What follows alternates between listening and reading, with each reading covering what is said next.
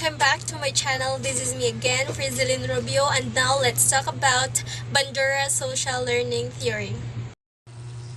In social learning theory, Albert Bandura agrees with the behaviorist learning theories of classical and operant conditioning. However, he adds two important ideas. The first one is mediating processes occur between stimuli and responses. And the second one is behavior is learned from the environment through the process of observational learning. Observational learning.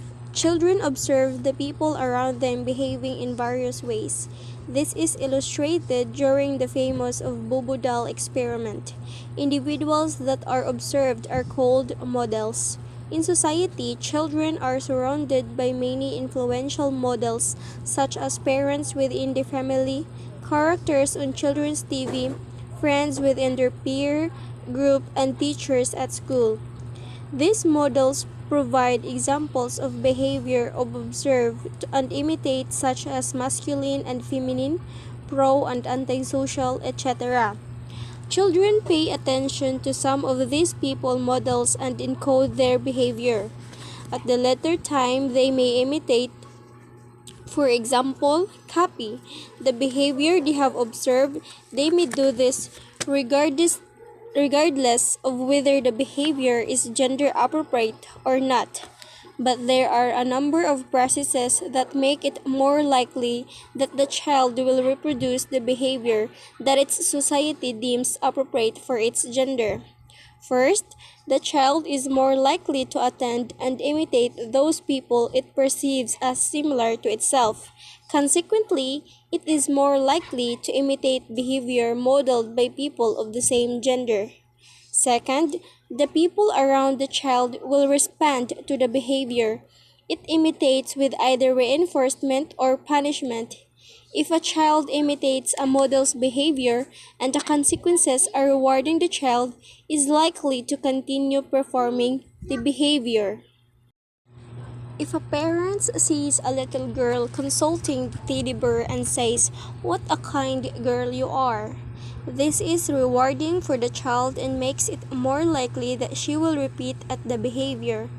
Her behavior has been reinforced, for example, strengthened. Reinforcement can be external or internal and can be positive or negative. If a child wants approval from parents or peers, this approval is an external reinforcement, but feeling happy about being approved of is an internal reinforcement. A child will behave in a way which it believes will earn approval because it desires approval. Positive or negative reinforcement will have little impact if the reinforcement offered externally does not match with an individual's needs. Reinforcement can be positive or negative, but the important factor is that it will usually lead to change in a person's behavior. Third, the child also take into account of what happens to other people when deciding whether or not to copy someone's actions. A person lives by observing the consequences of another person's.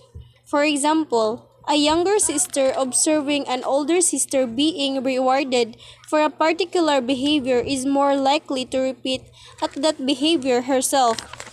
This is known as vicarious reinforcement.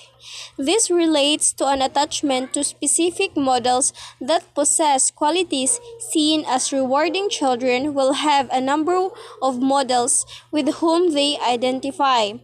This may be people in their immediate world such as parents or older siblings, or could be fantasy characters or people in the media.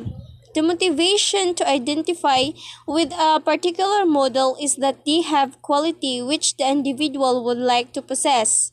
Identification occurs with another person, the model, and involves taking on or adapting observer behaviors, values, beliefs, and attitudes of the person with whom you are identifying. Identification is different to imitation, as if may involve a number of behaviors being adopted, whereas imitation usually involves copying a single behavior. Mediational processes. Social learning theory is often described as the bridge between traditional learning theories such as behaviorism and the cognitive approach. This is because it focuses on how mental cognitive factors are involved in learning. Unlike Skinner, Bandura believes that humans are active information processors and think about the relationship between their behavior and its consequences. Observational learning could not occur unless cognitive processes were at work. These mental factors mediate us, such as intervene in the learning process to determine whether a new response is acquired.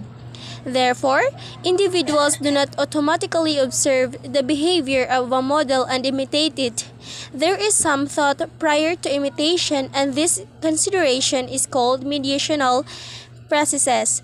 This occurs between observing the behavior stimulus and imitating it or not response. There are four mediational processes proposed by Bandura: attention, retention, reproduction, and motivation. Attention. The extent to which we are exposed or notice the behavior. For a behavior to be imitated, it has to grab our attention. We observe many behaviors on a daily basis, and many of these are not noteworthy. Attention is therefore extremely important in whether a behavior influences others imitating it. Retention. How well the behavior is remembered. The behavior may be not eased, but it is not always remembered, which obviously prevents imitation. It is important, therefore, that the memory of the behavior is formed to be performed later by the observer. Much of social learning is not immediate, so this process is especially vital in these cases. Even if the behavior is reproduced shortly after seeing it, there needs to be a memory to refer to. Reproduction. This is the ability to perform the behavior that the model has just demonstrated. We see much behavior on a daily basis what we would like to be able to imitate, but that is not always possible. We are limited by our physical ability, and for that reason, even if we wish to reproduce the behavior, we cannot. This influences our decisions whether to try and imitate it or not. Imagine the scenario of a 90-year-old lady who struggles to walk watching dancing on ice. She may appreciate that the skill is a desirable one, but she will not attempt to imitate it because she physically cannot do it. Motivation.